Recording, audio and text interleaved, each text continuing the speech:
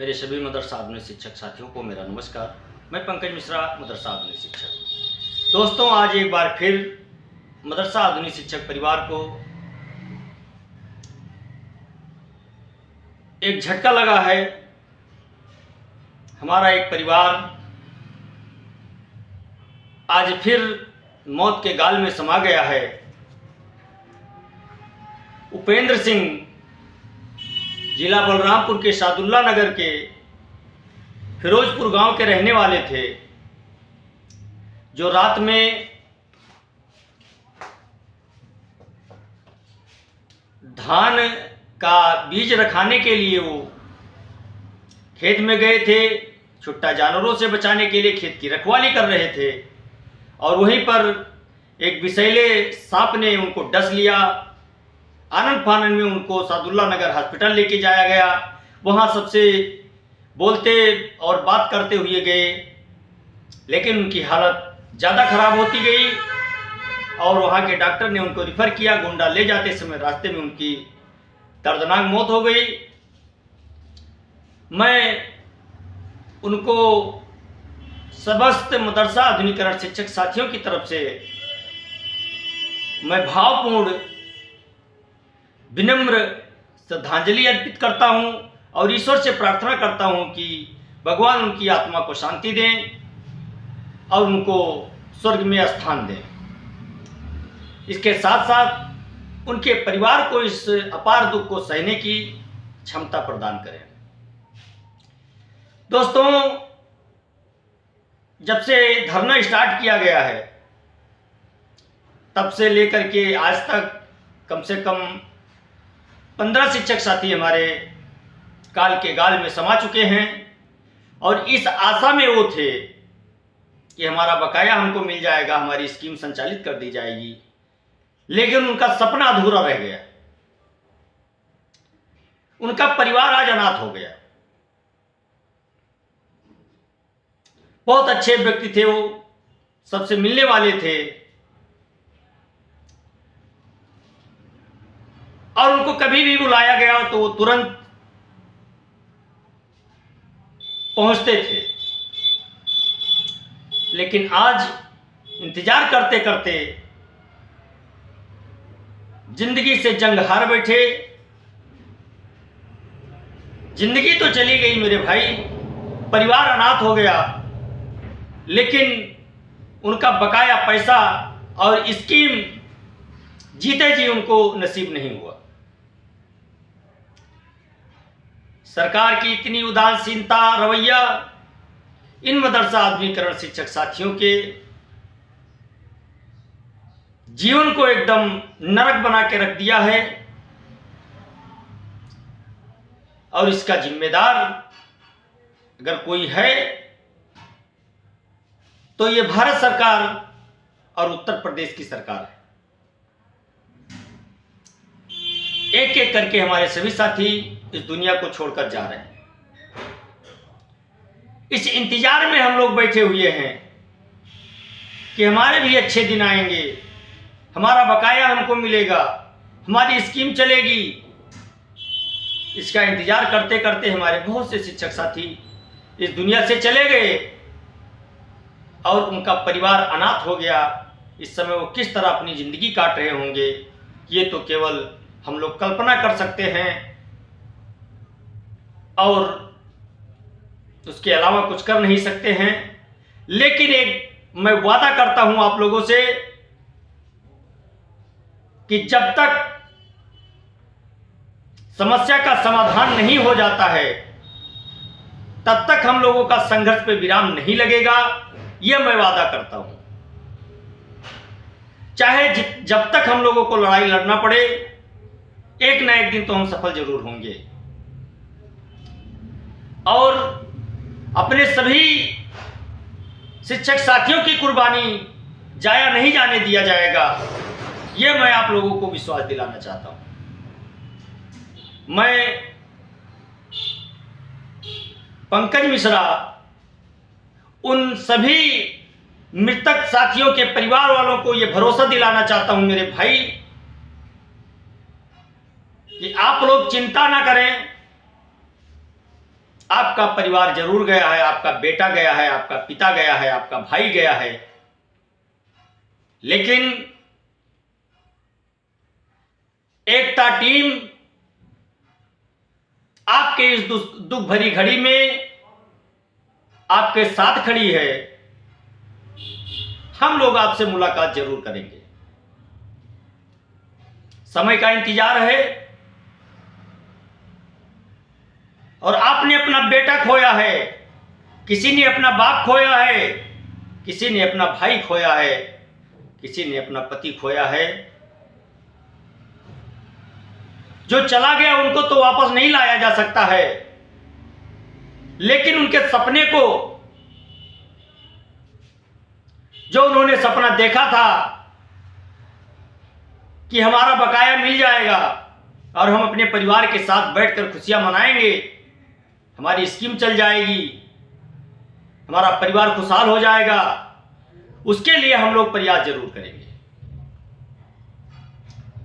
इतना मैं आप लोगों को विश्वास दिलाता हूं। संघर्ष तो हम लोगों को करना ही करना है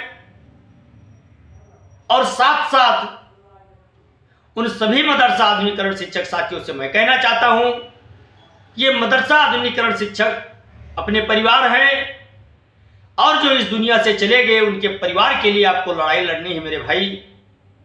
आप हमारे ऊपर टीका टिप्पणी कर रहे हैं, उससे मुझे कोई प्रभाव नहीं पड़ रहा है। आप मुझे गाली दे रहे हो, उससे कोई दिक्कत नहीं है, आप गाली दीजिए, क्योंकि ये आपकी मानसिकता है, आपके हाथ निराशा लगी है। मैं समझ सकता हूं आपके दर्द को, इसलिए आपके कमेंट का मैं गलत जवाब नहीं देता हूं। मैं आपकी वेदना को समझ रहा हूं, आपके इस गुस्से को मैं समझ रहा हूं कि इंतजार कब तक करेंगे हम। लेकिन इसके साथ साथ आपको यह भी समझना होगा कि पंकज मिश्रा, सिकंदर बाबा, सुनील सिंह, कृष्ण कुमार कनौजिया जी, हाजी समीउल्लाह साहब, राष्ट्रीय अध्यक्ष एजाज साहब, अजीत कुमार श्रीवास्तव जी शासन सत्ता में नहीं बैठे हैं। आप ही की तरह वो भी एक शिक्षक हैं और आपकी लड़ाई वो लड़ रहे हैं और जब तक सफलता नहीं मिलेगी मेरे भाई, तब तक वो लड़ते रहेंगे, ये आपको विश्वास दिलाता हूं। आप कमेंट करते हैं, मैं सभी का कमेंट पढ़ता हूं। जब मैं कमेंट पढ़ता हूं तो कभी कभी तो मुझे तकलीफ होती है, लेकिन जब उसको मैं सोचता हूं कि इसके अलावा वो बेचारे कह क्या सकते हैं, तो मैं सोचता हूं अब इनको इनके भाषा में जवाब ना दे करके इनके साथ संवेदना व्यक्त किया जाए, क्योंकि ये निराश हिराश हो चुके हैं। जो शब्द उनके मुंह से निकल रहा है, जो वो लिख रहे हैं, वो उनकी निराशा बता रही है कि इंतजार करते करते हम थक गए हैं और ये बातें सुनते सुनते दिल भर गया है। अब वो कब समय आएगा जब हम लोगों को खुशियां मिलेगी। मैं उनको विश्वास दिलाना चाहता हूं मेरे भाई, आप एक छोटे से मदरसा आधुनिकीकरण शिक्षक पंकज मिश्रा के ऊपर आप विश्वास रखिए, एकता टीम पर आप विश्वास रखिए, सिकंदर बाबा के नेतृत्व पर आप विश्वास रखिए। हम लोग जब तक सफल नहीं हो जाएंगे तब तक अपना संघर्ष बंद नहीं करेंगे, इतना आप मान करके चलिए। अगर इस समय हम लोग बैठे हुए थे तो यह भी हम लोगों की मजबूरी थी, और इसी महीने में बहुत से शिक्षक साथी हमारे बहुत सी अनर्गल बातें बोल रहे हैं। उनको मैं बताना चाहता हूं, आप ऐसी बातों का उपयोग ना करें जिससे किसी की भावनाओं को ठेस पहुंचे। बहुत से शिक्षक साथी हमको ट्रोल कर रहे हैं, हमको टारगेट किए हुए हैं, हमको निशाना बना रहे हैं, लेकिन हमको निशाना बनाने वाले शिक्षक साथियों से मैं कहना चाहता हूं, अपने दिल पर हाथ रख करके एक बार सोचिए, क्या अकेले पंकज मिश्रा के बस की बात है? या अकेले सिकंदर बाबा के बस की बात है, या अकेले हाजी समीउल्लाह साहब के बस की बात है? अकेले किसी के बस की बात नहीं है मेरे भाई, क्योंकि ये सब एक ही धागे में बंधे हुए हैं और सभी लोग मिलकर के जिससे हमको पाना है उसी से लड़ाई लड़ रहे हैं। मंजिल एक ही है, बस चलने का तरीका अलग अलग है। कोई पैदल जा रहा है, कोई साइकिल से जा रहा है, कोई मोटरसाइकिल से जा रहा है, कोई 4 व्हीलर से जा रहा है मेरे भाई, लेकिन जा सब इसी रास्ते से है। वही मंजिल पाने के लिए अलग अलग रास्ते से जाएंगे, लेकिन पहुंचेंगे उसी मंजिल तक। इसलिए हम लोगों का एक ही टारगेट है, केवल हमारी समस्या। अपने अपने स्तर से सभी लोग इस समस्या का समाधान कराने के लिए कोशिश कर रहे हैं और भगवान ने चाहा तो इस कोशिश में हम लोग कामयाब भी होंगे। आप लोग परेशान ना हो, चिंतित ना हो।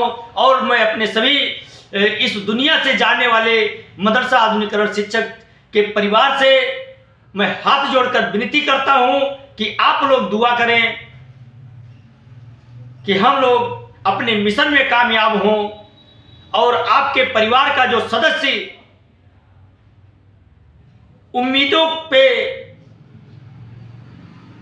उम्मीदें लेकर जी रहा था, उसमें उसको असफलता मिली है।